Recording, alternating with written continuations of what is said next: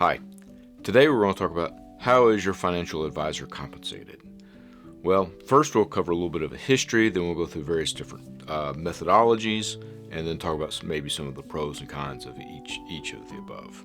Okay, so from a history perspective, prior to 1975, financial advisors were referred to as stockbrokers, and the reason why is they received commission for trades. It was as simple as that. You maybe have heard of dialing for dollars or the bull room or ringing the bell at commission. There was a large commission whenever there was a large stock transaction.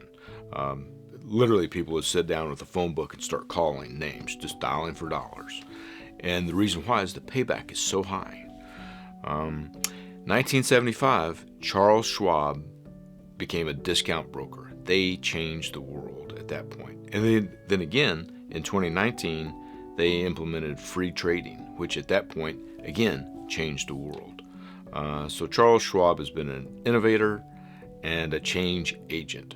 But back to stockbrokers. So what they did, their source of revenue more or less dried up, but they didn't sit still. What they did is they became financial advisors and implemented a wrap fee, which is now referred to as assets under management, AUM, which is the leading financial advisor compensation methodology. What it means is, so let's assume you have a chunk of assets that the advisor manages. Maybe it's X amount of dollars. So that advisor will charge, industry average is 1% on an annual basis, and maybe that also includes financial planning. Okay, so the advisor still receives a compensation, and it includes the stock trading, usually at no additional cost. Sometimes there's transaction costs that are built into that or not. It depends upon how the deal is structured. Those fees have been being reduced over the years, as we now know with Charles Schwab doing commission-free trading for ETFs and many stocks, if not all. So let's see. So stockbrokers moved toward becoming financial advisors, and then financial planning became a discipline in between 75 and now. So it's a full-fledged studying with degrees and certificates, like the Certified Financial Planner's Certificate, a CFP professional, came as a result of this change in the industry. So that's a little bit of historical perspective. As we've mentioned, assets under management, acronym is AUM, is the leading methodology for financial advisors' compensation methodology. One of the pros is it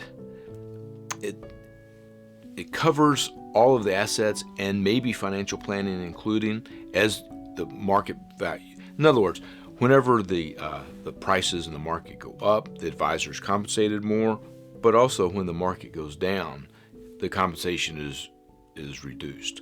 So from that regard, there's a built-in incentive for the advisor to plan well for the financial planning client, for the investor client, because their revenues go in sync, in tandem. That's one of the methodologies. Sometimes it includes financial planning, sometimes it does not. In fact, more and more nowadays, they're starting to see a stripped out fee, additional fee for financial planning on top of the AUM fees. There's another common methodology, and it would be a fixed price, right? So this would be a negotiated price, maybe on an annual or quarterly basis, and we'll charge, maybe it's on a tiered level, so maybe it's X amount of dollars and then X amount of dollars, or maybe it's just a flat fee total for any amount.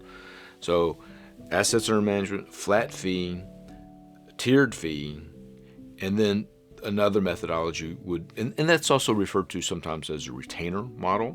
So the retainer model is maybe you pay initial fee up front and then a monthly charge, and it's a subscription model similar to Netflix or Amazon. And that is a intriguing model. And I guess the another option would be hourly financial planning. In this case, it's It typically does not include investment management. It's more from just a financial planning perspective. And then more or less it's similar to working with your CPA or your lawyer. You pay for the hours of time consumed by the financial advisor.